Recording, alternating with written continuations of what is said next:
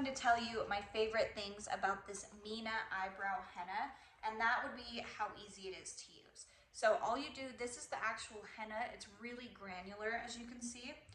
You just take the little pipette full of water, you drop a few drops in there, you really don't need much, and then you take the little spoon it comes with and you just mix it until it forms kind of like a little bit of a paste and just dissolves those granular little bits. I usually only do a few drops of water at first and then see as I go how much more I need. You stir it until that is all dissolved. And then what I like to do is I will usually grab a spoolie like this, and I will just dip it in and get it on the sides of the spoolie, and I'm just going to show you on my hand how I actually apply it. And it's super easy. I just use little brush strokes like this, and you just comb it right through your eyebrow where you want the henna to go.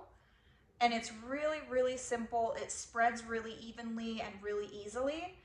And then you just leave it on for as long as you want. You can do it for 10 minutes, you can do it for 20, depending on how dark you want your brows, and just wipe it right off. So super simple, it lasts a long time, really, really quick and easy. So I hope this is helpful. Thank you.